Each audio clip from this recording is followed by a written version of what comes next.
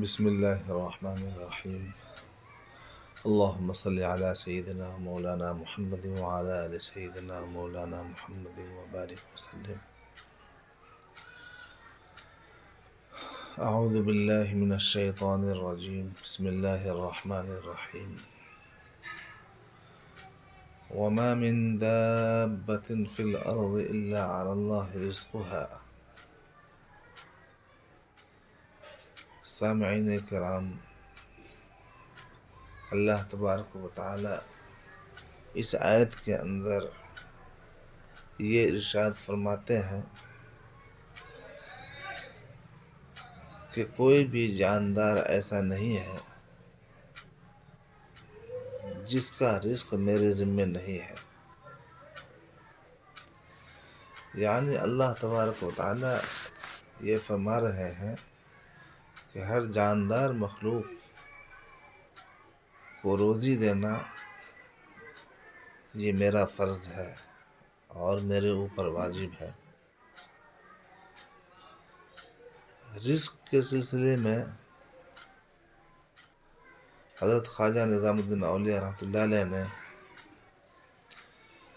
بہت ہی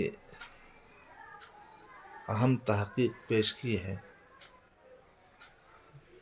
جس کو آپ لوگ بھی سن لیں اور ذہن میں بٹھا لیں.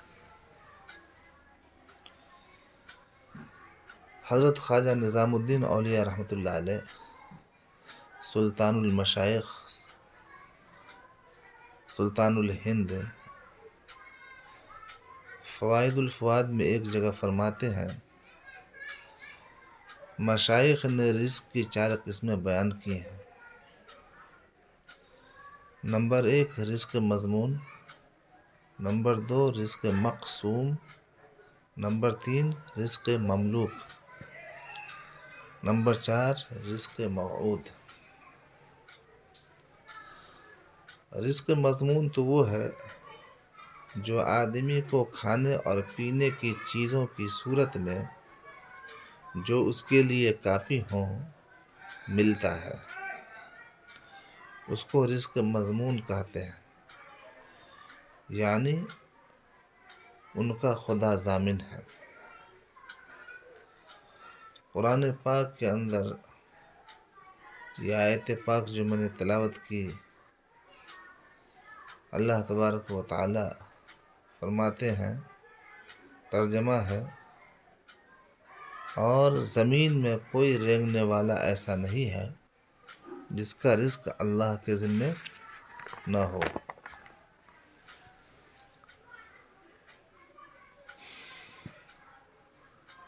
رزق مقسوم وہ ہے جو ازل میں مقدر کر دیا گیا ہے اور لوح محفوظ میں لکھ دیا گیا. رزق مملوک وہ ہے جس کا ذخیرہ ہوتا ہے روپیے، پیسے اور دوسرے سامان کی صورت میں. رزق موعود وہ ہے جس کا وعدہ حق تعالیٰ نے عبادت گزار اور اپنے صالح بندوں کے لیے کر رکھا ہے. قرآن پاک میں ہے وَمَن يَتَّقِ اللَّهَ يَجْعَلْ لَهُ مَخْرَجًا وَيَرْزُقْهُ مِنْ حَيْثُ لَا يَحْتَسِبُ. اور جو کوئی اللہ سے ڈرتا ہے اللہ اس کے لیے ذریعے بناتا ہے اور ایسی جگہ سے رزق دیتا ہے جہاں کا اس کو خیال بھی نہیں ہوتا ہے. اس کے بعد حضرت خواجہ نظام الدین اولیاء رحمۃ اللہ علیہ نے فرمایا توکل رزق مضمون میں ہوتا ہے، دوسری قسم کے رزق میں نہیں ہوتا، کیونکہ جو کچھ مقسوم ہے اس میں توکل کیا کرے گا، اور جو مملوک ملکیت میں ہے اس میں بھی توکل کا دخل نہیں، اور جو موعود جس کا وعدہ کیا گیا ہے اس میں بھی توکل نہیں، کیونکہ جس کا وعدہ کر لیا گیا ہے وہ تو پہنچے ہی گا.